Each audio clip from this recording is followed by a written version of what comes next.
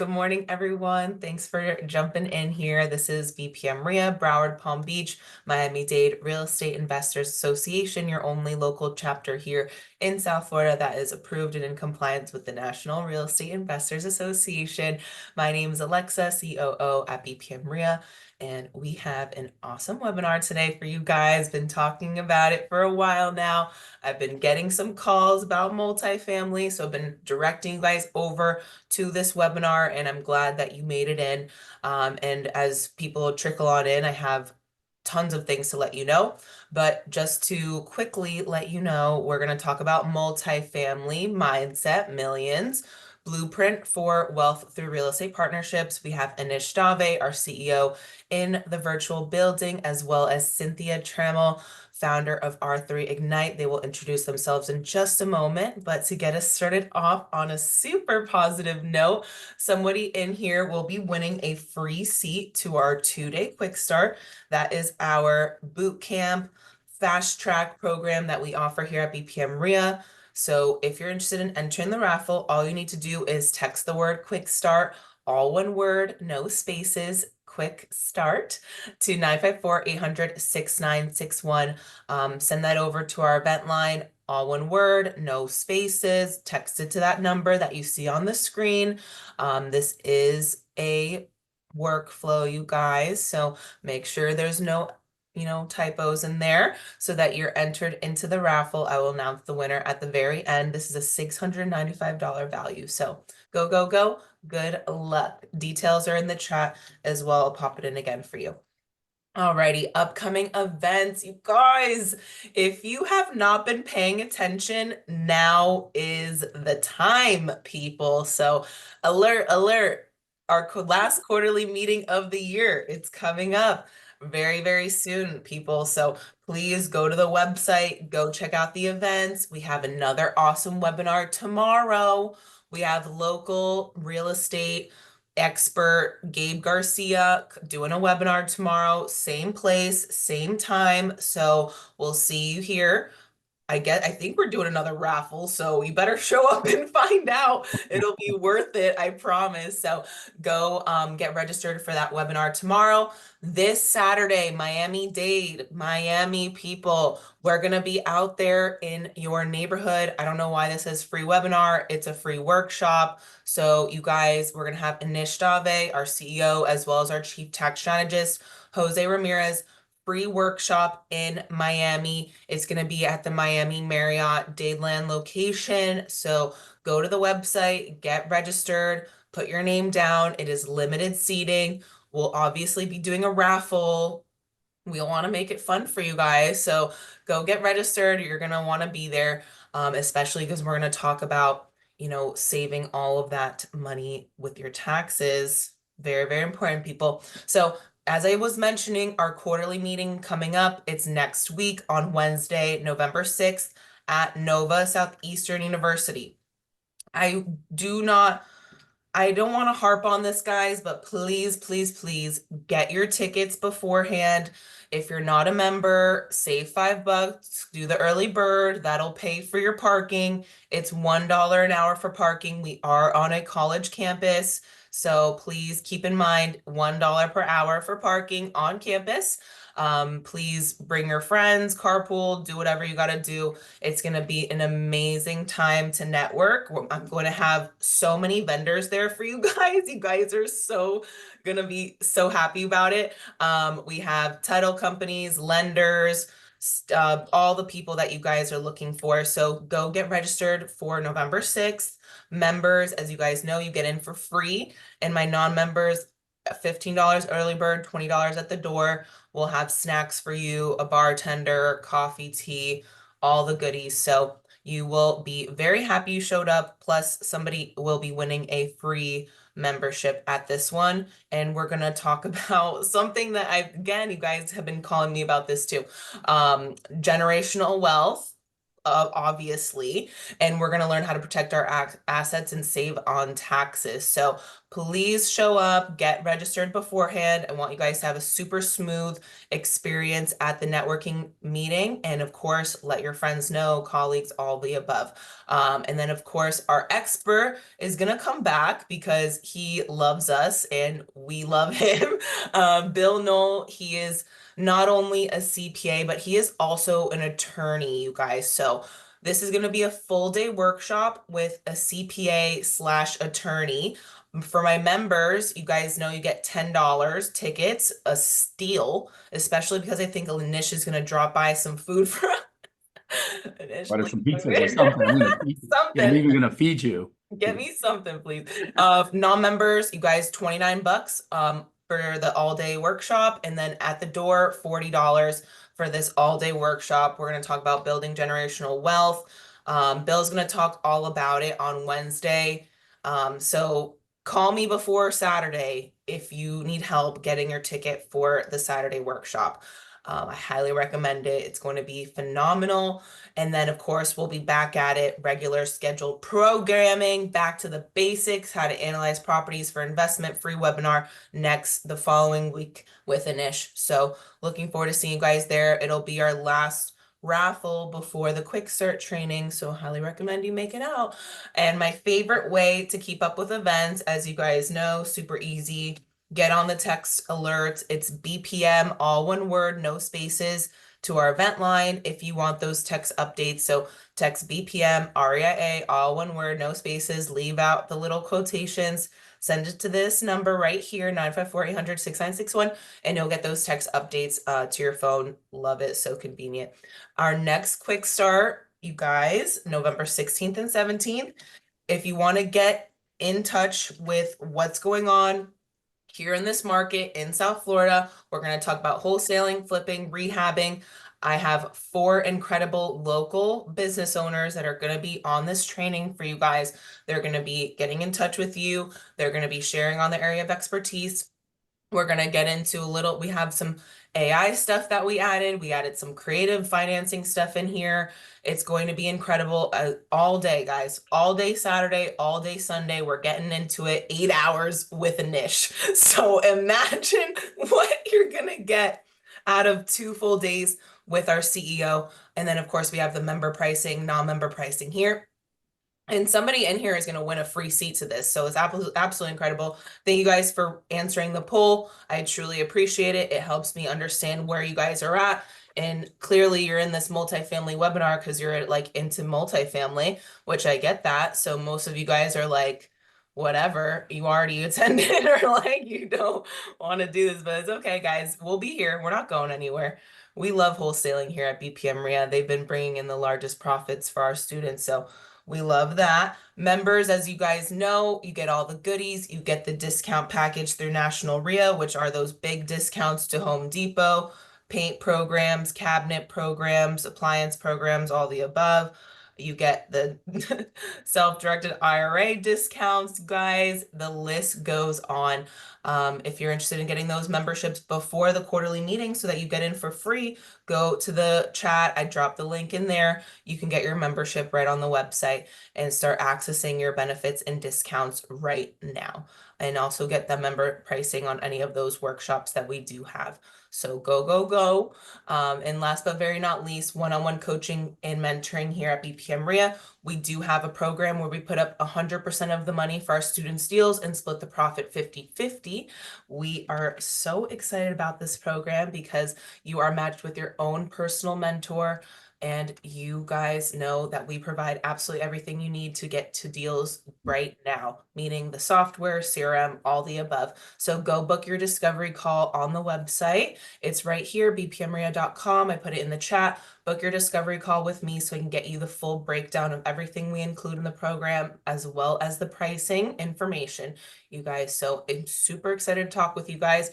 I love chatting with you guys one-on-one. And during this call, I will be more than happy to schedule this free consultation with you and a mentor to see if our program is a good fit And oh, last but not least, here you guys go. If you're interested in funding your education, I have this QR code right here on the screen. You can go ahead and leverage the third-party funding if you choose.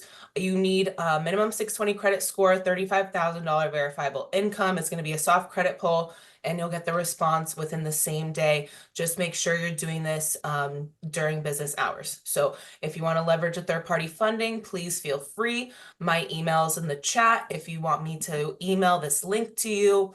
All you need to do is take a picture of this or scan the QR code if you want to go ahead and fund your education. And thank you guys so much for letting me fill you guys in on all the things that are going on here at BPM RIA. I always want to take a moment to thank National RIA for all of the awesome things they provide. We just went to their conference last week. Absolutely incredible. They put on great events. They're always trying to add more value to the memberships for all of us, and more discounts and just more resources and education. So we appreciate that so much. And I want to give our vendor partners a huge shout out for locking in their tables for this next quarterly meeting, you guys. The quarterly meeting next week, they're already locked in, reserved, absolutely ready to go to meet you guys on Wednesday. So please go get registered for the Wednesday quarterly. They're locked and loaded and ready to like get to helping you guys reach your goals. So really big shout out to them and our members as well. Love you guys and thank you guys for showing up in this webinar today. All right, but so now let's get down to it. We have a lot of great things to talk about today, but we don't want to miss your questions. So if you are so kind, please put your questions in the Q&A box. There is a Q&A box in your Zoom menu. I don't know where your Zoom menu is on your screen, but for me, it's at the bottom and there's a little question mark icon with a Q&A there. And that's where I would love for you guys to put your questions so that we don't miss them. Yes, we will be chatting with you guys and wanting to hear your feedback in the chat section. We love to chat with you guys, but we don't want to miss any questions. So if you could put your questions in the Q&A, I greatly appreciate it. And if you could please give our amazing speakers your full undivided attention if possible. Hope you're not driving. Awesome. Thank Welcome, guys. you, Alexa. Wow, you cleaned up on those announcements. Big So hand for much, you, virtual hand. so I much can do going without on. with you. And yeah, we're on a Whew. roll here at BPM RIA.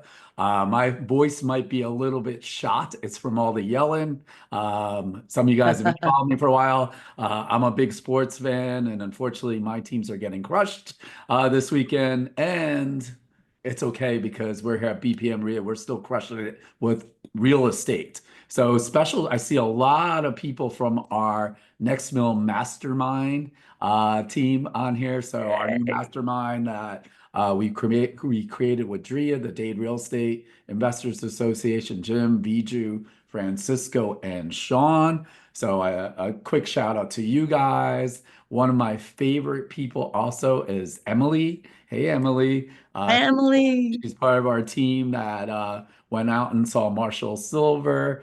So we got a team within the team. I see Cynthia's got some family members on board, it looks like. Yay! So, pretty excited about it. So today, what we're going to, so I do see some new names. So who the heck am I, right? So my name is Anish Dave, CEO BPM RIA. I've been in real estate for 25 plus years. I know it's hard to believe. It just says I've been around a little bit. I've seen the ups, I've seen the downs. I actually worked for a company and sold multifamily as a realtor. So I was on the other side of it. I've always loved the space. The other things that I've done is I do work with the professional athletic community. That's PAC. Those are former NFL players. I am their local, or I should say, I'm not even their local. I am their expert on wholesaling and rehabbing. I'm an avid investor. I love creative financing. I like fixing houses, sort of. I like the money, I should say. I'm very passionate about mentoring, masterminds, and really teaching people to the next level. So one of the things is I met Cynthia. I think we're on a little over a year now. I think it's about 15 months, if I'm correct. Yeah. since we met actually at one of Marshall Silver's events out Yep. in Vegas. Some of you guys have heard me talk about it. I'm part of his inner circle, spent well over $60,000, constantly flying out to California, Vegas for his events. And I know I do well, and I have unfinished business, is what I tell everyone. So I'm a big proponent in masterminds and education. And the cool thing is you get to really meet some really awesome people. And I'm going to let Cynthia, give her background and information on that. And Cynthia was one of the most interesting people I've met. She's also part of our Next Film Mastermind. And gosh, we've had so many side conversations. And I said, you know what? I need to have you on on our podcast, our webinar, because you got too much information. I will never remember everything. And I said, so I put her on the clock and said, all right, Cynthia, do you mind doing this with us? So Cynthia, if you want to give your background to our audience. Absolutely. Hi, everybody. I'm so glad you guys are here. And Alexa, thank you. I'm ready to move to Florida. Like, I'm actually in Texas. Sounds like you guys are just trailblazing through Florida with urea. So, wow, I'm excited for everything you all are doing. Thank you, Anish, for having me here because we've had such a great friendship. We've had a lot of great laughs. And yeah, and so I've been a real estate investor, multifamily specifically, for about 7 years. I have an entrepreneurial spirit. I've been doing leadership in business for probably 20, 25 years, had my own businesses. I started though, actually, I have been a music minister in yeah, for 25 years when I decided to get into commercial real estate, and that led me to multifamily. So that's what I've been doing. I have a business I started for commercial real estate. I have a business I've started with Trinity Real Estate for all my multifamily investing. We focus on small properties, usually around 50 doors and under. We also have several syndications, one we're actually working on right now. And then I am launching my R3 Ignite, which is an empowerment for how do you reach your goals. There, I am a coach for RE Mentor. So I coach students on how to buy multifamily properties. And through that, I have found where we get in our own way. So that has led me to kicking off R3 Ignite.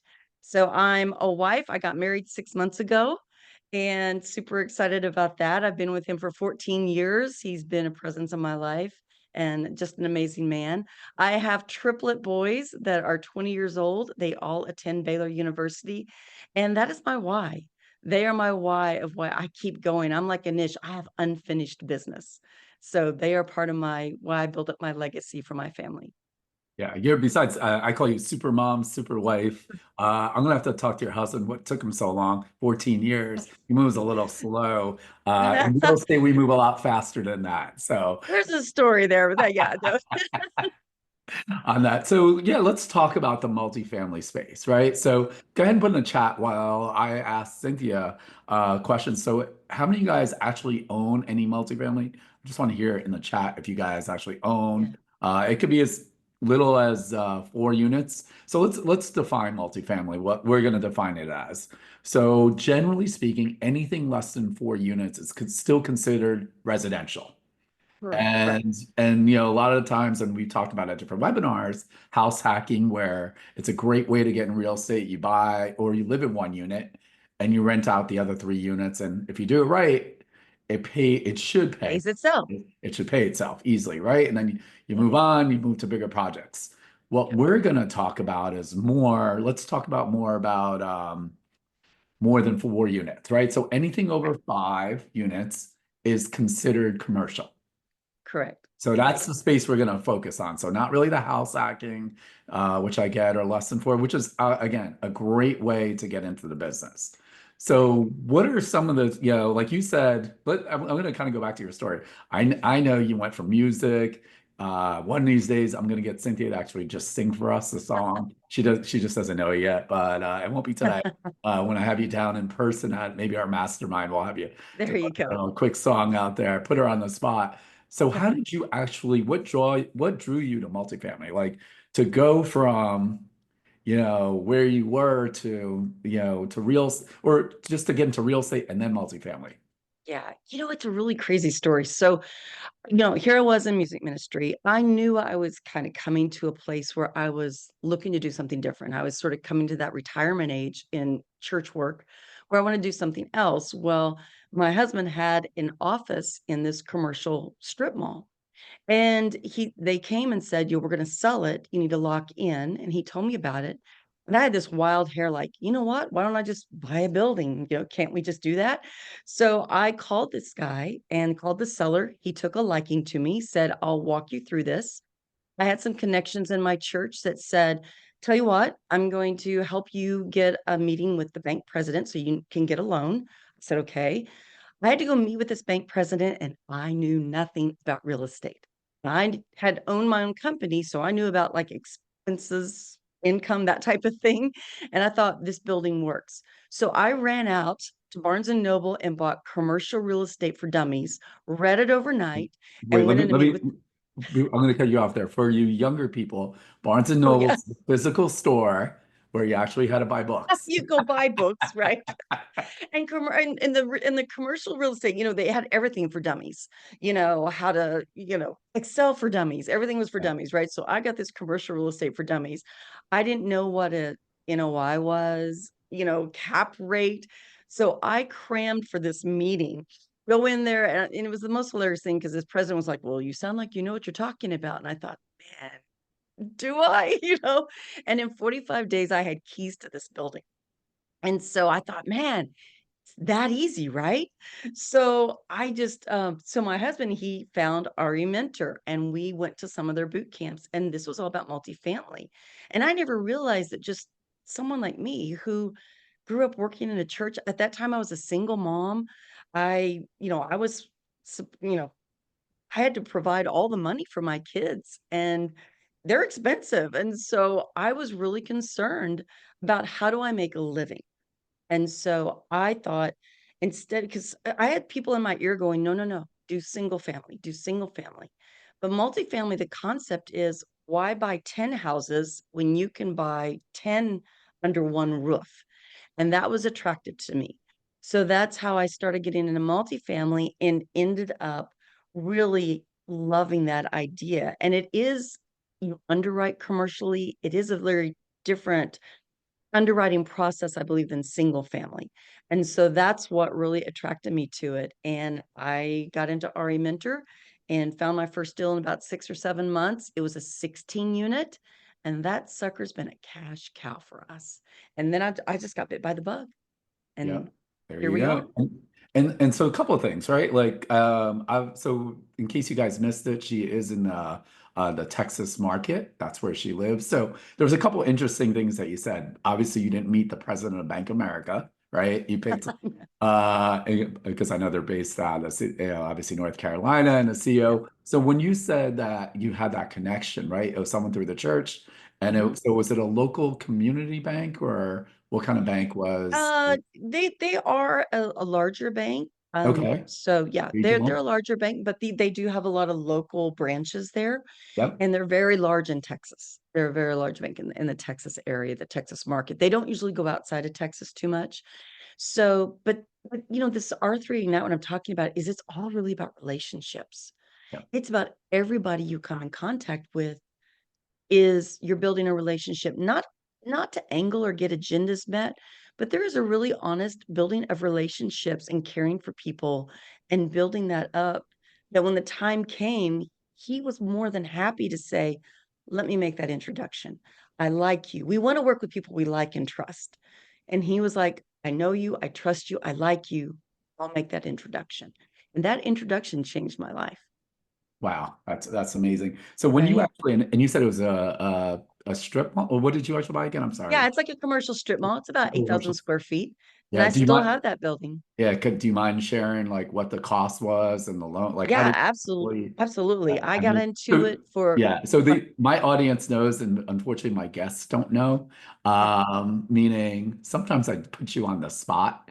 I don't prepare you for nothing, and sometimes you can or cannot answer. I know I'm asking financial stuff too, so you're yeah, more than welcome to decline, and I'll just peer pressure you into finding out more anyway. I'll make you Uh, talk. yeah. So what No, was yeah. I Yeah. bought this building. It was around like $650,000. I bought it. Okay. And I did finance it all myself.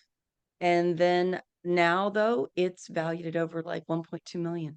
Yeah. So how many S- units on the strip mall? Like how many So is it? I have a large anchor and I have Okay. four that are like storefronts. And then I have executive suites. I have 10 rooms in like executive suites. Okay. And so we survived through COVID because I have like a bank and a hair salon and a lot of Is that the is medical. that the anchor, the bank? Yeah, yeah, my bank is the anchor. Yeah. And so my storefronts are all the Yeah. same thing. They're service oriented and medical and therapy and that type of thing, which people need. You can't buy that on Amazon. Correct. And And that's what because we say a lot of hurt with commercial properties for that reason. I'm just gonna, because sometimes I know we have a lot of newbies also. So Yeah. for the experienced people, I apologize. For the newbies, can we define what an anchor means? What does that really mean? They're basically the ones their rent pays the mortgage. So Correct. Like so a yeah, Publix could be for us, like you said, a bank, yeah, one of these big name brands, like, and that makes it more attractive whenever there's right. correct. So They maintain the larger square footage of the building. yep, So you really want to take care of that tenant. I mean, we want to take care of all our tenants, but your anchor, you want to keep them there in long-term leases because they're, like you said, their rent is usually what covers your mortgage. And so you don't want to be without that tenant. correct. And so how did you find the deal? Let's talk about, I'm gonna work it backwards. How did you specifically find this deal? That was your husband, that there's Yeah, rent? yeah, he's a therapist out in that building Okay, and the seller was selling. And so he came to me and all it was a phone call. And it okay, was just, and you have to have the courage to just make the phone call. A yeah, lot of times that's the first step. And sometimes it's the hardest step because we have all our stuff inside of us that holds us back. Well, what if I say something wrong? What yeah, if I don't know all the answers? What if I make a fool of myself? What if they say no? And all those inner clock gets in our yeah. way and holds us back. Yeah, it's the same thing on the single family or residential side. Guys, I'm gonna let you guys in on a secret. People are gonna say no. It's okay. I always say I use this other phrase whenever they say no. In my mind, I say no for now, That's right? great. Because a lot of That's great. times, maybe later, I've done deals. They said no for now, and then a couple months later on that, and plus also it just made me feel better. So Right. I mean, a lot of people, I know who loves rejection. After a while, you just it's funny, you're numb to it, if that makes sense, and you always remember the wins. I used a That's bad analogy. I know Alexa's heard this and some of our viewers. It reminds me when I was dating. You're not going to believe, Cynthia, there was a bunch of no's. what? Yeah, but I remember the yes, right? Yes, you And know. I feel like that's the point of it, right? So for yes for Yeah. us, is 25, 40, 50,000 on a wholesale deal. You're talking about some even bigger numbers. So the other question, I guess, was this guy just doing it off market? Did he just He go did. talk to tenants and said, Yep. okay, 650? Yep. He And hadn't even really gotten into to having a broker yet. So we took okay. this completely offline from any Yeah. brokers, So which was great. with no experience on that side, right? When he tells you the 650 number, what happens next? Do you say, "Oh my God, yes. Oh my God, no. What the heck am I doing?" Like, what, I'm gonna, There was a little of all of that. yeah. You know, Okay. there was a piece of all of that. And and so I went back, like I said, I had some people that owned property that were there to say, okay, and we negotiated the price a little bit, Okay. but now knowing what I know, I probably would have negotiated a little more, a little harder. But he was very honest to say, this is what I want to get out of it.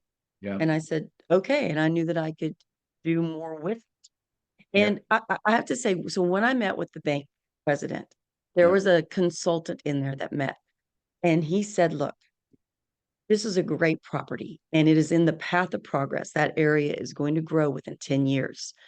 And so he said, but I'm going to tell you right now, do you sign these papers? You're going to wake up tomorrow and go, what did I just do? And you're going to have fear and a bit of buyer's remorse.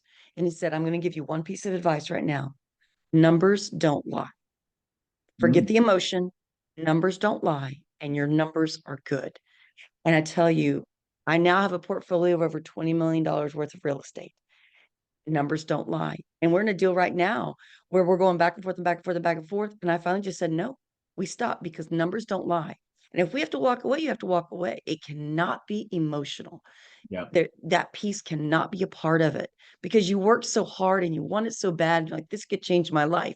This can make the difference. Yeah. But if you sign on an emotional deal, you will lose your ass. Yeah, there you go, right? I Yeah. almost feel like that's a Cynthia, an R3 Ignite t-shirt. Numbers don't lie. Numbers don't lie or you'll lose your ass. No, okay, we put them there. Sorry, I don't mean to cuss. Sorry. You could cuss. It's okay. Listen, we're from South Florida, Did you? and I'm from Numbers don't Jersey. lie.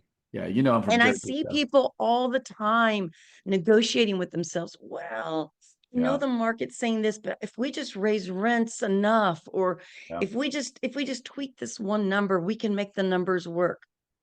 yeah, You'll exactly. get caught. You'll get And caught. and so, how long ago did you buy that? Just was it? You said it was 8 years. 8 years ago. So now you Yep. got it for 650. You're with the consultant. How much money did you have to actually? What kind of like loan to value financing? Were I you able to think get? I put 20% down. We were, yeah. Down. That's when LTV was 80% back then, Yeah, yeah. Now it's and not changed. now where it's 65, Correct. 70, if you So can the get a good deal. 20% down, and then you just ran. I know you said you had some real estate people in your pocket, meaning Yeah. that you could go to and you just ran the numbers. And were you Yeah. just super conservative on your numbers, or you Yeah. just used it at because I know, like, let's talk Yeah. about this, right? The seller's going to Okay. give you financials. This happens on the residential side too. And then, like, oh, I use this all the time, especially wholesalers that try to sell me, and they're like, well, they didn't add any vacancy. They didn't add any maintenance. They didn't add any of those Yeah. things. So when you got those numbers from the seller, where they Yeah. was first of all was the seller, and I get this also too, is that a lot of sellers, they're not, sometimes I'm amazed that they're not very good at their financials. They've had it for a long time, and So they're true. like, I know I'm just making money. Like, that's what they say Yeah. on that end of it, until it's like pulling teeth to get those financials. So Oh, absolutely. on this deal, was he good on his financials? Was it easy? No, Okay. no. And again, I didn't know what I didn't know then. I Yep. mean, it was basically like, this much money's coming in. This is what you're telling me you're spending. I'm in the black, I Yeah. looks like I'm going to Right. make money. I didn't write in vacancies. Like, what if a tenant moved out, Yep. But so our first multifamily deal was 16 doors, and it's in Oklahoma. And so by now I've had some education on multifamily. I know what to ask for. I know what to look for. I know how to underwrite. And when we asked for his financials, literally, I got a shoebox with receipts. I mean, the broker put together a one-page Word document with expenses. I mean, and they were nowhere near accurate. This Correct. seller was the son of the builder of this property, and his siblings were pushing him out to sell. He didn't want to sell. And I remember sitting at a Chili's with him. And for those of you that are younger on this, checkbooks, those things where you write checks, you would have a checkbook register. Or every time you wrote a check, you wrote it in and what you wrote the check for. We sat in Chili's going through the check register. And Wow. we had no idea what his expenses, because he really did keep good books. But what we have found is those are the ones we love because we know they're not running the property to their max potential. Yeah. We know This is the we can, 16 unit, right? This is the yeah, this is a 16. 16 Oklahoma. unit up in, and we still own this property. So And we have, yeah. So let's talk. How did you find that? Same thing. Was it a broker, or was that in a sense, a relationship building? it Uh, was well, the same funny story, right? So this is up in an area where I'm originally from Oklahoma. And my parents, when we lived up there before we moved to Texas, we owned like a Dairy Queen. It was called the Dewey Dairy Delight. And once we left there, that thing had transitioned to many different restaurants after that. Well, my sister and her family happened to be coming back through that area, and she took a picture of it. Said, "Oh my gosh, look at the old dairy. It was now for sale again." And I was like, really? And so, after we talked about that, I zoomed in on it. There's a broker name on it. And at this time, I'm doing anything I can to build relationships with brokers. I'm just in the industry now for 8 months into this education. I'm looking to get a property. I called this broker and said, hey, do you have any multifamily available? He said, I usually do single family, but I happen to have 16 units. There were 4 quads. And he said, I'll send you the information. He sent me the information. It underwrote great. Their rents were probably $300-400 below market. The Wow. seller didn't like to raise rents because he felt bad. I Yeah. mean, I'm not going to raise your rents crazy, but I'm not going to feel bad about it either. You have to stay with the market. So we knew there was a lot of room in this to take On this the property upside. over and run it well and make money from it. So Yeah. again, we think, oh, just call brokers, but try to be a little creative in how you find properties. And so that one's another crazy story of how we dropped over that property. Yeah. And so like so on that one, and I'll go back to it. So you met with them, right? You're going through the check register, quote unquote, and billing out your own expenses and probably getting what their insurance payments and all that other good Yeah, stuff out of there. And wow, I'm just sitting there like, wow, like to know that much. I think it's just important because we do the same thing, right? On a single family side, where we're literally helping out homeowners or sellers because they don't know what they don't know on that's that, right. right? And a lot of times, on the investing side, again, whether residential or multifamily or commercial, any of it is investors sometimes get lazy, right? They don't want to do the Yeah, deals or it's too hard or it's this, it's not organized on that end of it. And some yeah, of my best deals, some of them even, with our students, it's 100% relationship building, right? Whether it's with the seller or with the broker. yeah. Vice versa, and even on the wholesale side, I've sold deals to other investors just because they were easy. So Mm-hmm. as you get older, right? So for you young people, now I really feel old saying that is one of the big things for me that is really important is less drama. Yeah, So to make an extra couple of bucks, it's not worth it to me. It's all about less drama. So I think that's always important on that end of it too. So on that 16 unit, right? Um, Financing, what did that look like? Or did you raise all, was that one? Oh, let's talk about, was it a syndication deal and define syndication? Let's talk about that. yeah. 'Cause I know Okay, so this was actually a partnership deal. So okay. syndication is usually if you have 5 or more people that you are going to what we call a raise, right? So in multifamily, when you have to put down your 25-30% down, you got to come up with that money, but there's always extra money. There's always money for appraisals, there's money for attorneys, there's money for your earnest money, there's money for capex that you have to add on. Usually sometimes it can come out to 40-45% of that asking price that you have to add on there. So your raise could be, let's just say $5 million you have to raise. Well, most people don't have $5 million just sitting around. Plus, with multifamily, you want to leverage other people's money because there's a lot of people with money that they need to park somewhere for tax break purposes, right? So that's why we want to leverage other people's money. So Or they want to be in real estate and they don't have the expertise and diverse and they want to diversify. correct. They don't have the expertise, they don't have the time, they don't have there's a lot of reasons why people want to they want to learn.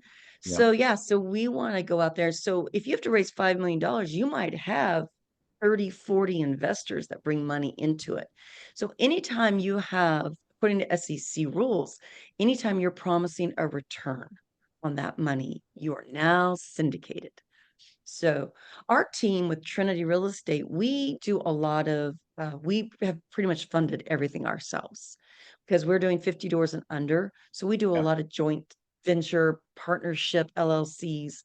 That's where we are doing most of our work, not all of our stuff, but so this one, through our mentor, I met my partner, Dave, and he came in and funded the 16 door for Right. So me. he predominantly he's the money guy. He's the money guy. You're the underwriter slash operator at Yep, management. asset manager, right? Yeah. So I Manage. yeah, I manage the asset the financials. We have a property manager who's boots on the ground, but I manage all the other aspects of that property. And Dave came in and funded it. So, in multifamily, whoever has the money is king in a way, right? Cash is always king. So Dave will, or whoever brings in the money will usually get the larger piece of the pie. For all those returns that you get, say, for every dollar, they're going to take the majority of that dollar. Correct. Correct. So on this one, no loan, partnership. Correct, right? Yeah, On this, it was a partnership. We did take out, we did have a bank loan on it, but when to buy it for the acquisition, you did a loan on it? correct. Okay, got it. Correct. We do. Yeah, we have a loan So, on it. and that was how many years ago, would you say? Okay. Okay. 6 to 7 years. Yeah, Have you guys like, let's talk about, have you guys we did. refinanced it? So what's the bet, like, how was that process? It was a Obviously, great process. Because like I said, so we went in immediately. Now, remind you, this property was built in the 70s and he had done no renovations. So we walked in and everything is harvest gold. So for the any of you that are my age, you know what harvest gold is. It's just that literally just what it is. It is just kind of a puke gold color. And bathtubs, countertops, sinks, avocado green and harvest gold. So we yeah, said we're going to go in and we're going to renovate. And again, rents were $300-400 under market rent. So we just started slowly. We didn't go in and say, that's, congratulations, we're going to raise your rent, $500. But we went in with a plan and we yeah, started raising rents immediately yeah, and got them closer to market rents. And now market rents are even more than when we bought it for. So within 2 years, we had already brought up our, kind of a new what the CapEx was. We had already put the money that we, I guess, had built into it, our equity had almost doubled. So we refied, we went back to the same bank, they dropped our interest rate, and we pulled out a big chunk of change. And with that chunk of change, we paid back the investor part of the money that he had brought to the deal. And then we split the rest according to our, percentages. And and that money's tax free. That's what's so what I was great gonna about hit it. up, so that's what I was gonna touch Yeah. on. So a If you couple can things, right? refinance, that's the way to do it, right? Yep. And so you guys, again, I'm not going to give you any tax advice, and I'll give you some general stuff where if loans are not taxable. So that's always a great exit strategy. So it took you fixed it up, and you did units by units. Did you have to were those leases yearly like when you bought it, were they monthly leases or were they yearly leases? Because if they're Most of them were yearly. We probably had about 5 people month to month. yeah, So, so when you buy a property on the multifamily, you usually have to take over the leases and adhere yes, to it. So that's number one on your underwriting that you have to do correct. on the monthly, and then your rehab, as they were moving out, you Yep. were fixing up the units Yep. on that end of it. Okay, so that's Correct. really important. And the other question I have, because a lot of people get this wrong, is when banks are looking at your financials, because they want to make sure it's stabilized. Did they have, and so let me also go back to this where underwriting constantly changes. I just want to let you know Constantly. that what Cynthia and I Constantly. talk about right now, it can literally change tomorrow. Yes. So we're stopping back in time. At that time, when they were looking at stabilized rents, were they looking for 12 months, 6 months, 24 months? What were they They looking? want to, yeah, they usually want to see a year lease, people in a year lease. If they see month to month, they'll count it as a vacancy, especially agency lending, because there's agency lending, which is Fannie and Freddie, and then there are local banks, and their terms are a little different, Yeah, and they're a little more lenient in areas than Fannie and Freddie will be. And so we went with a local, um, a regional bank. small, Yeah, more small bank. And so we had a little more, we did have some months to months in there that were okay because we could show that it was a stable property. But Fannie and Freddie, if you have month to month and you can't prove that everybody's on a year lease, they will count those as vacancy. And if you have less than 90% vacancy, you cannot get a loan. yeah. And those terms, yeah, when I started, it used to be like 85%, and now it's 90%. And if you're below 90, you're not getting a loan. It's very tough these days. Yep. Yep. And the key is on multifamily, right? They're looking at income, right? Yeah, So it's not like, Cynthia and her partner, Dave, all day, great financials, great this. And they want to make sure the debt service yeah, it makes sense that they're correct. making for I'm gonna kind of put in easy terms that the income has to be more than the debt. And that includes, taxes, insurance, all the above. And also they have different ratios of how much income has to go over the debt Yeah, service, right? So, right. Your debt service, right? And so so there's all these little numbers you want to kind of hit. yeah, And so it's all based off your NOI, right? yeah, net Your net operating income. income that comes out for all those expenses, like you're talking about, your property taxes, your insurance, all those expenses have to come out. And that NOI, your yearly NOI is what really it's all based on. Yep, And so that's why it's so important as you run your property that NOI has to stay stable.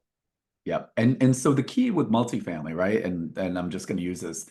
It's a true long play game.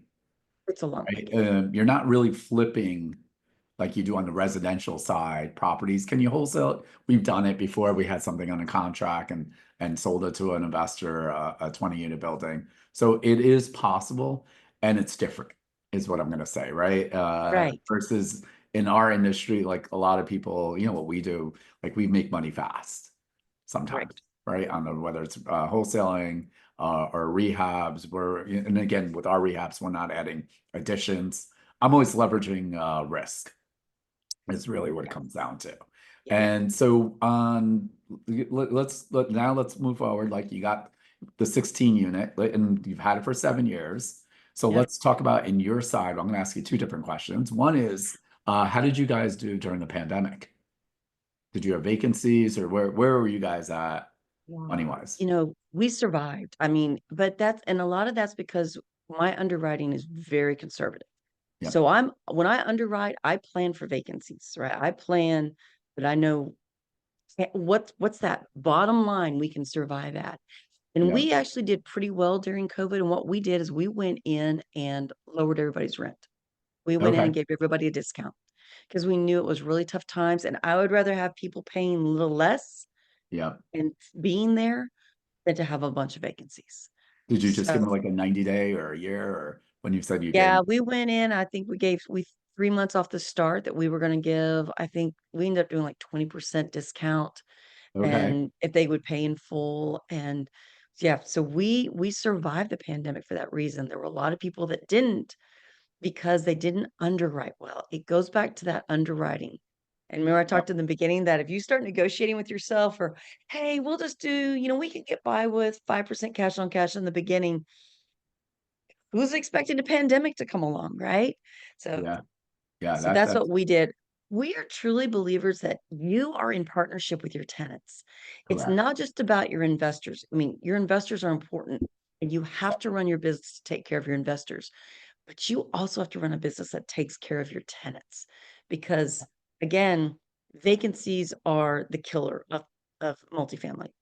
Because if you end up with 10 vacancies in a 20 unit, Yep. you're sunk. So you want to make sure your tenants are happy, their needs are met, and you're not just gouging them with rent increases so you can meet the investors, returns. Absolutely. And I didn't even ask you what type of properties, A, B, or C. So there are different spaces, just again, on multifamily or products. So A, as you can imagine, is pristine, right? Real Like, fancy. Yeah. yeah, somewhere you may want. Granite countertops, you concierge, yeah, they're newly built, they're beautiful, right? Yeah, that's where somewhere Alexa We would don't live. buy those. Our Yeah. Alexa. Don't let her fool you. She likes nice things too. So that'd be something where, Yeah. and then B would be Right. an example of B would be It's gonna be a little older, right? It's gonna be working more area. like 2000 vintage, right? You're gonna be in probably a secondary market, uh, Correct. you know, a million or so people. You're gonna have a B area. It's a good, it's just a little older, might need a little micro renovation. And then you got the C's that are gonna be again, maybe a little more blue collar, working areas. They're going to Yeah. be a little older, maybe 1980, 1990 vintage. They're going to need more rehab, more renovation. So you know you're going to have to put that in your underwriting.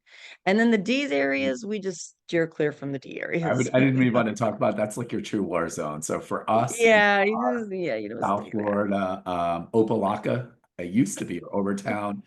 Those were true war zones. It's changed dramatically. So a couple of best practices. The worse the area, quote unquote, you should be getting a higher return. Was what it is, right? Your risk, you're paying on that end of it. And then I agree with you. I would never buy in a D or a war zone. I don't care what the numbers No, look like. I no, do know people that do buy and they collect their own rent. I'm like, right. yeah, I'm good. Like I'm not carrying a gun to collect my rent or anything like that. And so Yeah, you're staying mostly in B and C. yeah, Where you at? absolutely. Well, but that's where we have seen the value add, Yep. right? Kind of like the 16 door. And with all our properties, we know that they maybe have not been managed real well, so Yep. they don't have those renovations. So Yep. we go in there, we put that in our underwriting, we put that in our cap raise that we're going to do renovations. So the minute we renovate, we know with a, and you can't make a C and A. We're not going to go into a C property or B property and put in granite countertops and the Yep. latest and greatest of everything. You're going to make it C or B property. It's going to be clean, nice, update the colors, update some of the appliances. And then once that's done, then you can start charging market rent. And Yep. that's that value add that's going to increase that income. So Yeah, and that's a that's the couple of key. things. Yeah, there's a couple of big things that you said is you have to. I don't care if it's 3 to 5%. You got to raise the rent every year. You got Like to raise the rent you every just year. you just have Yeah, to. Obviously, unless there's a global pandemic, that's something a little bit different. right. And it's a good practice because that's where you get the values. That's how banks look at it. It's not an appraisal saying like on the single family side, right? You're saying, oh, that household for 400, that's an appraisal, that's a 3.2. They're literally looking at the income. You can't tell the bank, right, that, oh, I know I'm only charging 1,000, but you and I both really know it's 1,300. They're going to base those numbers on it. Same thing for me when I look at properties, I go by what the rent is today Yeah, in general, that's right? right. I'm trying to wholesale it. I said, or the seller, and I said, well, if you really think it's that, then you should, you want to charge for that, and I get it. When you get those rents up to that point, I'll look at it again. That's And right. because what they don't take into account, right, is like to get them out, right? You're talking about those renovations. So now they're out. The Yeah, renovation may, if you're, I know they're apartments, maybe it takes you 30 days, depending on what you're doing, yeah, right? The yep, screening process in general is going to be, another 15, 30 days. You want first, last security before yeah, it's 90 days usually. yeah. Or what do And you it's sitting underwrite? there vacant, Yeah. right? Are You've you got, big? Are you underwriting 120 days or 90 days on something like that? Or what? yeah, yeah. If we know we're going to renovate, we know it's going to be down 60 days at least. At least, okay. And what Yeah. and what about on your tenant screening? What's the importance? Like, what do you guys do? It's everything. And we have all of our property managers, you want to run background checks. And most everybody now is using automated softwares Yeah, that's built into it. So, it makes it easy for the tenant. You just do it all yeah, online and it yeah, goes in, but you have got to get credit background check, an yeah, eviction background check, yeah. and criminal. And you just have to be tight about those things. And You have to know what that's going to be and stick to it. yeah, our for you guys that are members, Rent Perfect is a national RIA benefit. And actually, when Alexa and I were out there week before, Dave, the owner, is awesome. And I'm telling you, the stuff we're gonna have him come on and do a webinar. What he's doing right now, it's like he's got full onboarding process. He owns well over 20 properties. He was a private detective. So he gets eviction. He gets stuff that you're just like, holy crap, on that end of it. And he's even got some basic accounting stuff where you could tie stuff with payments. Nothing like what you need for, as a 16, 20, 50 unit. But for someone that has a few properties, I'd say less than 10, you can use his software that's built into it on Really great. expenses. And some of the cool things I like, again, I'm not selling him. It was just pretty cool. What he did was It's only 99 cents, I believe, for the landlord. It's 35 bucks Oh, for that's great. the tenant. And you could see in real time if your tenant uploaded those pay stubs or any of that stuff, right? Oh, hey, Nish, I know I got that. You could really see if they're doing it or not. That's cool. And he's got it to the point where it's even got the checkout, almost like everything out of there too. Like he's built it all in there with his own contracts and that end of it. So it is important on the tenant screening because I know I'm gonna admit it. So like what I did back in the day was sometimes I hate to say it, I forgoed the background check because I knew him. I had a place on Miami Beach, young lady that was professional, and guess what? I had to evict her. Right? I didn't do all the other stuff. She broke up with her boyfriend, moved back. I'm like, oh, great. On that, and so she wanted to break the lease, and then she And stayed. it's costly. It's Yeah, costly if you don't put the right tenant in there. It will cost you more in the long run. yeah. Yeah. And what do you pay for your property management? What can someone actually look at as cost uh, So on with property management? usually, yeah, usually with 50 doors and under, you're looking about 10%. You want to underwrite with at least 10%. Now you might be able to negotiate that down a little bit, but by the time all those extra fees get involved, it's going to be Mhm. 10%. But if you're up closer to 100 doors, 80 to 100 up there, you're going to see down like 3-4%. But the difference is that you have to pay payroll. Yeah, So smaller properties, higher property management, but yeah, they take care of the payroll. yeah. Larger properties, lower percentage, but you have to come up with the payroll. Rule of thumb, on-site property manager, do you have a rule of thumb of how many units, give or take, having an on-site I manager? would over about 50, Okay. 60, you're gonna need on Okay. site. Yeah, Yeah, so you want to add that in. So that's some of the things that, absolutely. yeah, I know another multi, he said the same thing. Actually, he feels more comfortable over 30. He just said Okay. it's just like Yeah. in the past, it was just a pain in the neck versus on-site. And again, you want to make the tenants happy is really important. If you took, it's about you're in Texas too, so we're in South Florida. If it took 3 days to fix the air conditioning, not good. Exactly. And we are 40 unit. We have someone out there usually Yeah, once a week that's yeah, out there because tenants, there are a lot of, location is everything. You have yeah, to know your market. You have to know the location you're in. You yeah, know, we have one that's kind of in East Texas, which is a very different environment than the one we have, that's kind of right outside of a city, outside yeah, of Tulsa. So you have to know that market and know that, one of our properties, we had people that didn't really even have bank accounts. They didn't have emails. I had to teach them how to create an email. yeah, So where you have other people that are like, don't bother me. I want to do everything online. yeah. I don't That's even, me. I don't care if you have anybody in the office or not. I'm Yeah, never going in there. If I yeah, need you, I'll text you, I'll call you, I'll do everything on my portal.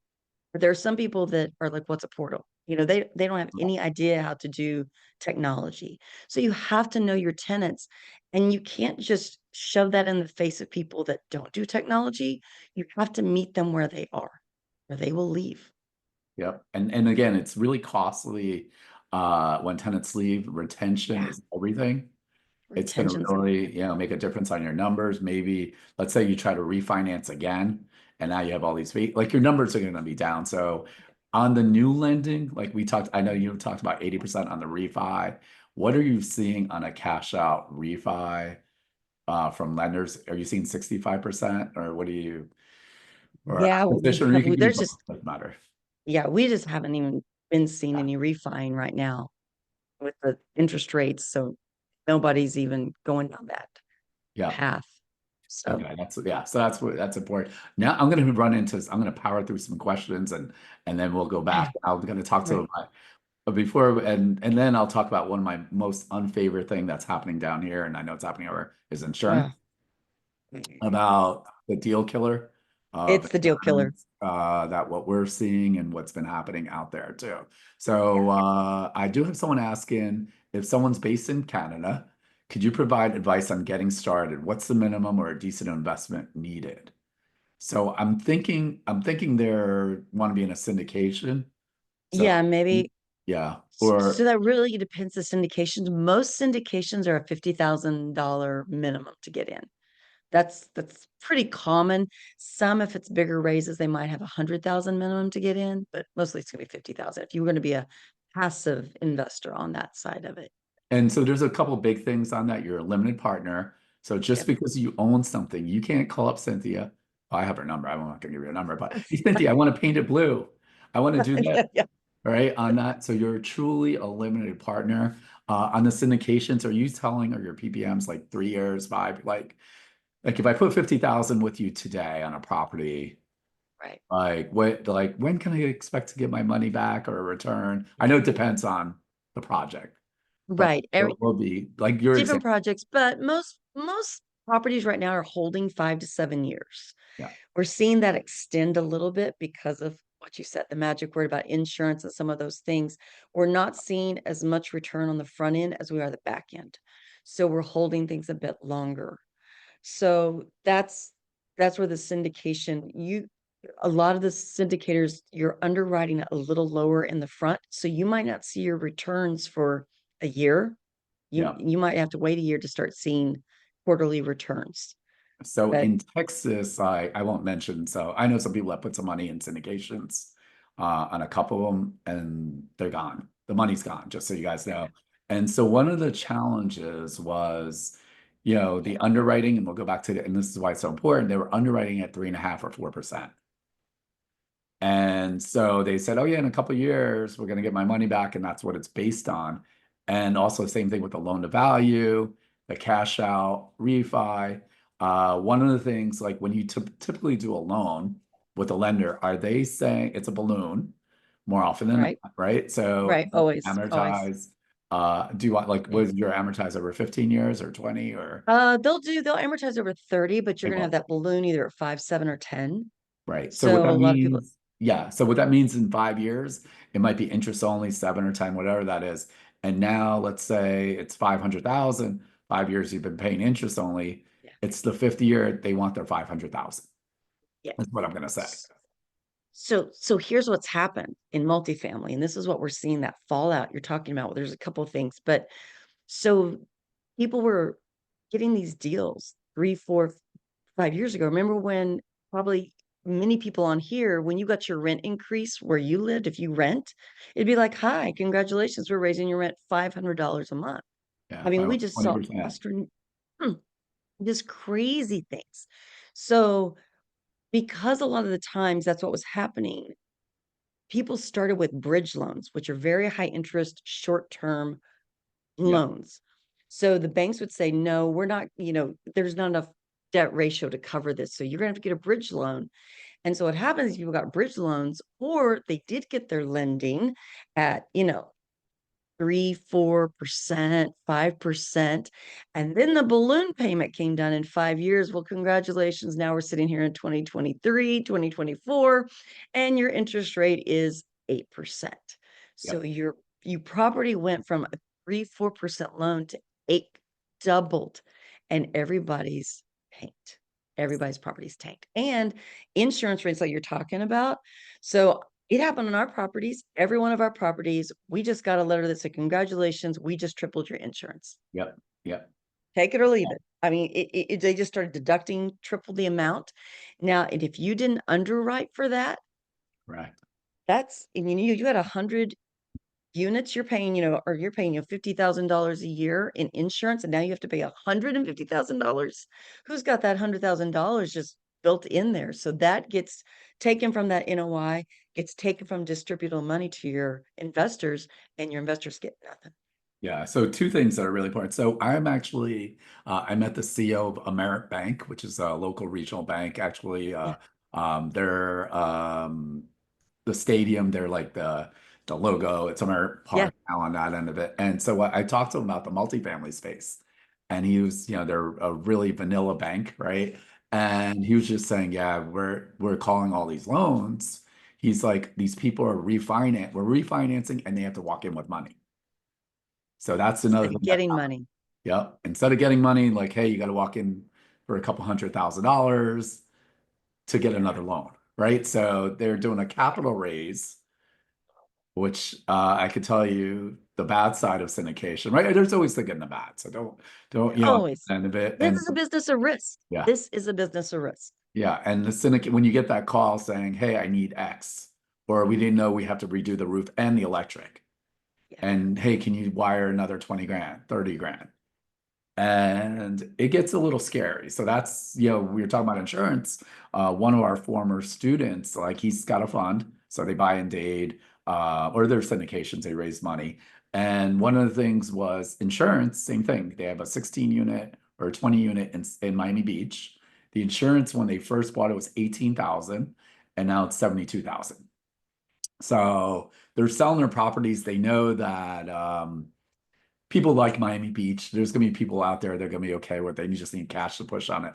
And for them, it just doesn't make any sense. Luckily, there was enough space in it that they're still making money, and they don't see the upside anymore and looking to cash out. So I got another question here from Robert. What sort of criteria do you use in terms of cap rate and cash on cash? Can you share your results on the strip mall in a 10 unit?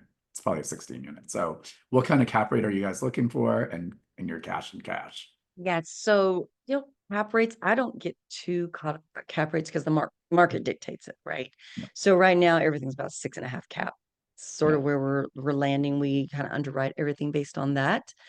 Um, Cash on cash, when we underwrite, if we can get 7 to 8% that first year, we know that on the end, if we can get a 20% ARR, that's kind of our goal. We Yeah. know that throughout the hold, we might not get to 12%. I mean, 12% ideally with investors is the kind of sweet magic number, but we're just Mhm. not seeing 12%.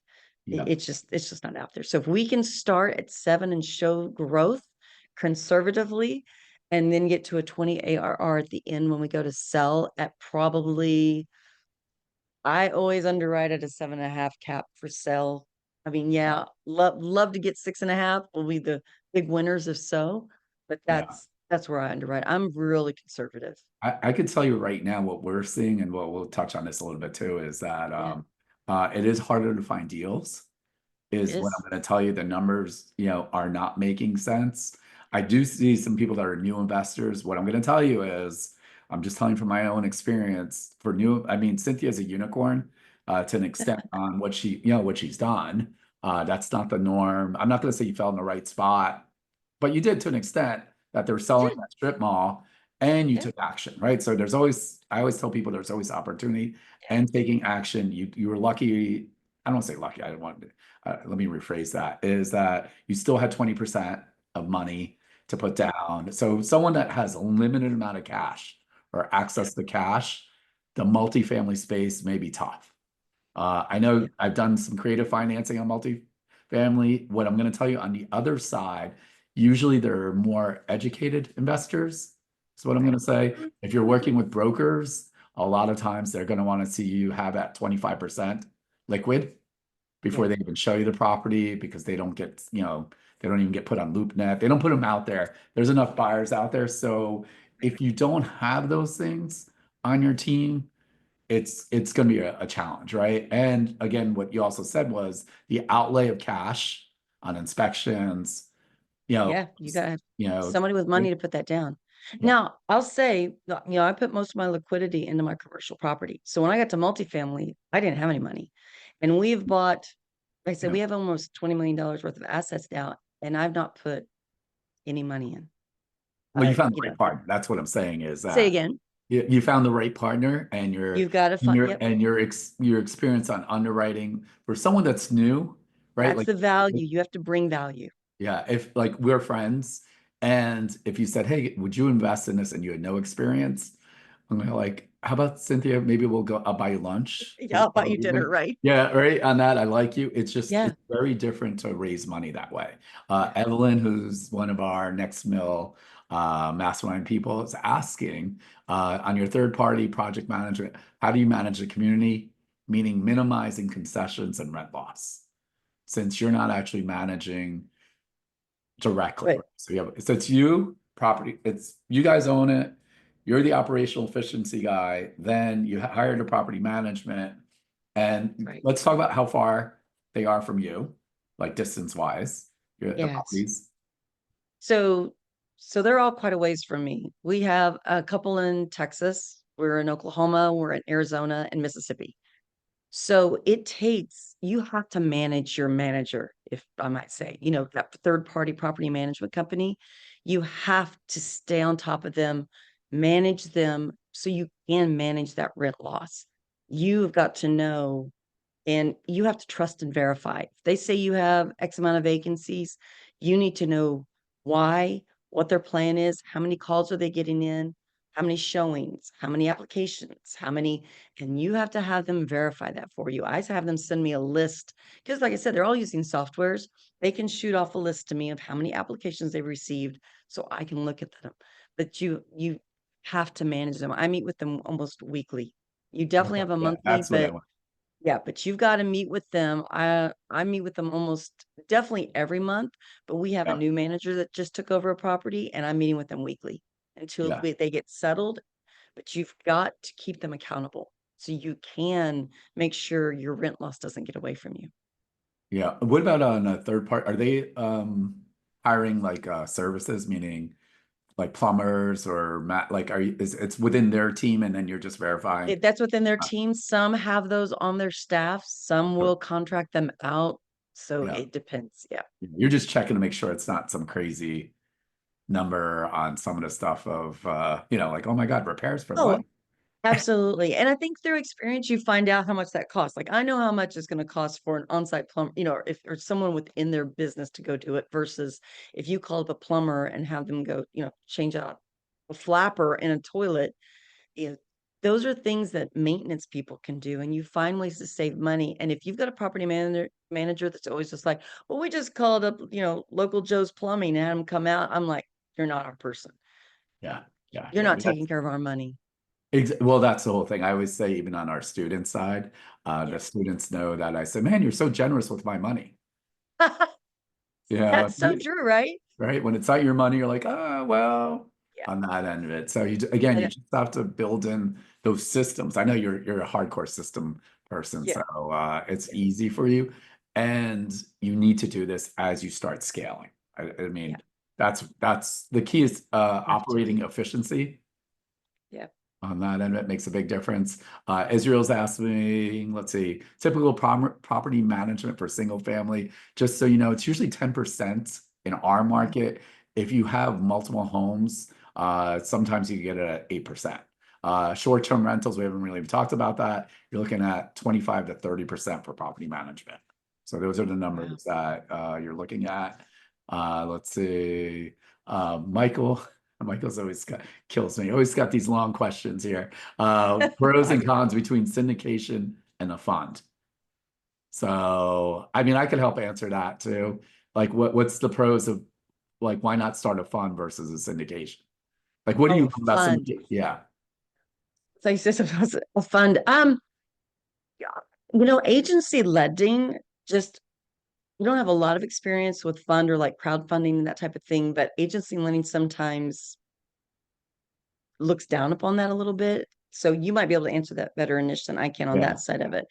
But the syndication side, I mean, the pro of it is that you are leveraging other people's money in that sense that you're bringing them in as passive investors. And I don't know what the, funding side of it, if they're sort of that same passive investor. yeah. What do you, Yeah. So the difference I would say, right? So I yeah. know let's go back to it because I know you said it's passive. It's passive when things are going well. It's Oh, yeah. Right. so what I'm saying is, thank God, and again, your hard work, you haven't had to be on the other side. So the con Right. is when things go bad, right? Interest rates, Yeah. the underwriting was not done well. You didn't really have any capex expenses. Like a Yeah. new roof might be 80 or 100 grand. You didn't figure that out. Lifespan insurance. We Yeah. were talking about before you guys came on the air. Cindy lives in tornado country, Tornado Alley. tornado alley, right? So there's, for us, same thing down here. There's some different things. And if anyone, and first of all, my, sorrow for any people that have been hit by the hurricanes, because I know we have other people on the West Coast listening in too, and to deal with insurance companies is just not easy. Yeah. I'm not, you know, if there's insurance people on board, you're probably going to agree with me on that end of it. So if you don't have, the con is when things go, you know, hey, someone has an emergency. You know, I put 100,000. Oh my gosh, I have this. I need my money today. Right. Right. So I'm not sure if you really had to deal with that. So there is that people emotional part of it, of that it gets, you know, you got to deal with it. Yeah. And if you're going to invest passively, I would encourage you to ask questions. Yeah. You've got to get in there and ask, what is their experience? Like you were talking about Anish earlier, is, if I said, hey, I don't know anything about, I'm just learning or whatever, invest with me, you would have some questions for me. How are you going to protect my money? And that's what you need to be asking from your syndicators, your general partners. Yeah. What kind of experience? How did they underwrite? Look at their underwriting. If you don't understand underwriting, find a friend who does and look at what they're saying those returns are going to be. If something looks too good to be true, I would definitely question it in this market Yeah. because things are And tight right now, And you I'm gonna know? also add is that do those inspections, guys. That's not where to cheap out, right? Like, oh my Yeah, God, it's $2,000, or depending on whatever that unit is, and on yeah, your team and having trusted. yeah, Yeah, and guess what? It's worth a couple grand to not be in a bad deal. yeah. It just, We walk every door. Our inspections, I go with the inspector, we walk every door and make notes. yeah, So and so, but if you're going to invest passively, you definitely want to read the PPM, read yeah, how they're going to break down the returns, because syndications can get really complicated and some syndicators can get a little too fancy with it yeah, and say things, and there's a lot of fine writing in there. So you want to have your lawyer look at it. Make sure your investment is at the top. If you're going to get paid before your GPs get paid, yeah, because there's usually waterfalls. So yeah. just you want to have a lawyer read it. Yeah, you want to make sure like it could be like the other associated fees, the Always. 2%, all that. There's a lot of different things out there. Also, if you're in multifamily, like you're gonna have your own attorney write those contracts. So Yeah. like in Florida, we're using, FAR bar as is contracts for single family. You don't want to do that. You want to use commercial contracts with your attorney putting in the stuff that you want on the Right. acquisition side. I'm not sure, sometimes whether the financing contingencies, how Yeah. fast can your lender really close? What are they looking at it? Is it a loan committee? There's like a ton of stuff out there. LaShawn, I know you're asking, she's just asking that she's got 2 apartments at max value and she wants to add 2 more. That'll take it over market value, might bring emotional. I'm just going to answer that for you. A, not enough information. B, what I'm going to also tell you, we're about cash flow. So if it's going to be, it might be over market value now, but if it's cash flowing well and you're using the right debt service, it's okay. And as long as you're a Yeah. you're a Yeah. long-term holder, it's okay. Right. Let it go. Personally, I wouldn't do it. And again, it just depends on your multiple exit strategies because I'm using my money for different things faster. That's probably the Yeah. easiest way I could say that. Yeah. So I mean, wow, we're like literally zooming through. I can't believe time's almost already up Yeah. on this. So there's a couple things that let's talk about deals, right? And underwriting. So I know some of you guys, and I saw some people are actually they're in a coaching program Okay. that does multifamily. I won't really say the names on that. And what like to find for a newbie to find deals that don't have access to money and they're new to underwriting. What are you seeing even for experienced people? Like how many deals do you look at? Like you said, you got this new deal that's coming up. How many deals on average are you looking in underwriting to see if it makes sense to even take it to the next level? Yeah. We have over this last year, we have underwritten probably 700 properties. I mean, and we use AI so we can underwrite faster and better than most people. So the deals between insurance and property taxes Yeah, and sellers still wanting retail prices and with yeah, interest rates, you just got everything working against you. The yeah, market is turning. We have one property under contract. We are battling to get another one under contract today. yeah, So they're there, but you got to go through a lot. And that's where we talk about it's okay if you hear no. Get Yeah. to your no as quickly as possible. You are strong, you are courageous, you can take it. Yep. So get to the no, that's not the right property. But I'm Yep. telling you, if you're just calling brokers, you got to get more creative and you got Yep. to build better relationships, because I guarantee you, when that broker says, "Hey, I've got an off market deal for you, I'm going to send it to you." Well, he just sent it to you and 1,000 of his favorite friends. So Yeah. And you've not only got, that, like that off market, like at least in our market, I can tell you right now, they want to see some sort of proof of funds to yeah, even get yep, that off market on that yep, end. So if you don't have that, guys, yep, it's going to be like these are challenges you have to figure out first to even get to the underwriting. How about that? Like, right? yeah, When it comes out there. So like, I mean, to look at that many deals, obviously you're using AI. I mean, you've been in the business and you right. I know you love technology to be able to look at it. So for the average newbie, it's a challenge, right? Like I'm not trying to It scare is. anyone away from multifamily. And if that's what you like, I always tell people, and I run this all the time where they want to really get into commercial, they want to do this, and they have zero experience. Yeah. And so it's a different level that you're gonna have to pick up speed pretty quick. There is an education process to Yeah. it, and there's so many steps to it. You've Yeah. got to be willing to put in the time. And that's the one thing I've seen with coaching is that we we we want to have multifamily, and but we want to be there. We want to put in one offer and be there. And you may have to put in 30 offers. You may have to Yeah. underwrite 400 properties. You may have to talk to, 10 brokers a week.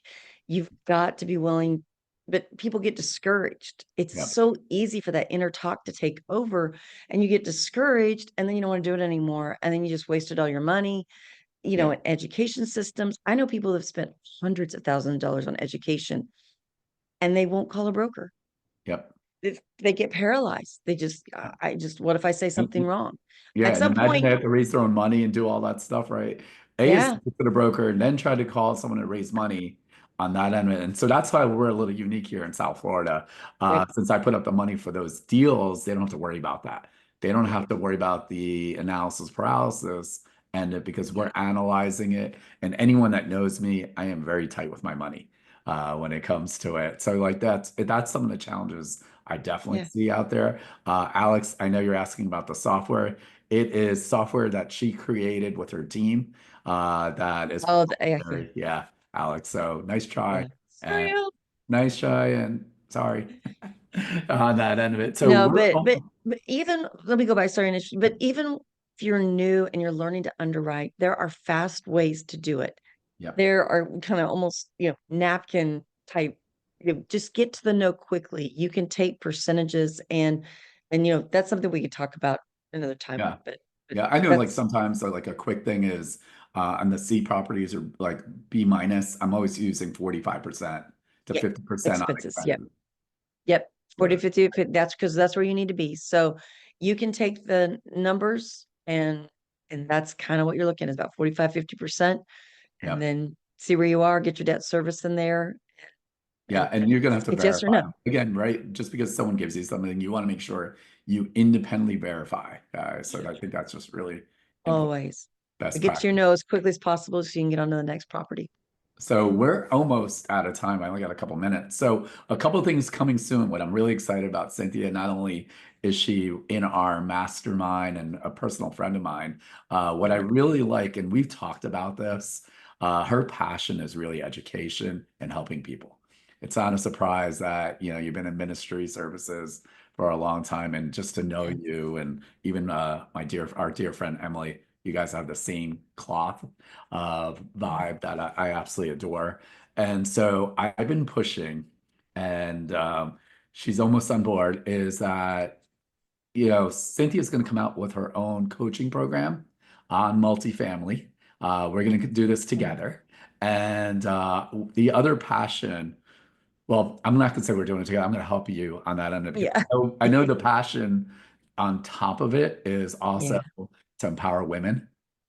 And Yeah. so what we talked about is because I know we didn't even touch on any of those spaces or comments today. I am sexist. I didn't bring any of that up, so my bad. I'll No. have to have you back on. Meaning the challenge it is to be in real estate investing for women is Yeah. Yeah. like, like it's already tough enough, and now you have other challenges that someone like I wouldn't. And what I felt like, what we talked about was that I feel like there's no one out there doing that, Yeah. and that I've Yeah. seen that trust that has experience that's been doing it. So go ahead and put in the chat for my lovely ladies if any of you guys would be interested when Cynthia has her coaching program for women only. So unless maybe down the road you'll do something else too. So Yeah. on But that, it is. It's a man's world. yeah, It's very strongly man's world. Um, yeah. and I Look, think women, we wear so many hats, yeah, and there's just so much expected from us in so many different arenas. And, I was a single mom for most yeah, all of my life. And that there was an extra pressure on there to succeed. And so was finding time. And once I started doing the real estate and I quit my W-2 job and I was able to be home with my kids, be present, have freedom of time. Man, it's a yeah. gift, but it's just having the courage to take that step. Yeah, so there's a bunch of people Yeah. saying yes on that, and so that's what I thought. That was one of the things that I thought was Right. an extra kind of power that Yeah. you have. And again, I could have done it all day with you. These 90 minutes went so I fast. know. It's all, I So much can't more to believe say. There's still so much more to say, Nisha. So you, And you so know me, I'll talk all day. yeah, so what I'm gonna make you commit to, like I Okay. was gonna put it on a spot always, is you're gonna have to come back again. yes. What? No, I'd We'll do it. love to. We'll do another thing on it. Yeah. I got a list of stuff that I really wanted to ask you Oh, on that end of it. So you got off a little easy today as a first time guest with us, and I know Alexa said we have somebody that's Yes. getting paid to come to our 2-day quick start. The time flew. So yes, no. need Cynthia back. That was like just the tip of the iceberg. So wow. Okay, guys. Yeah.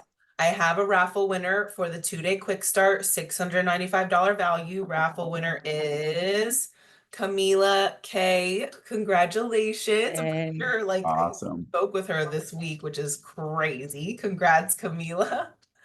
Or maybe it was last week. I don't know, but congrats. I'm so look happy. at her. Oh my gosh. Yeah, so she got paid to hang out with us. Look at Yay. that on that. And it's so Camila, thank Exciting. you.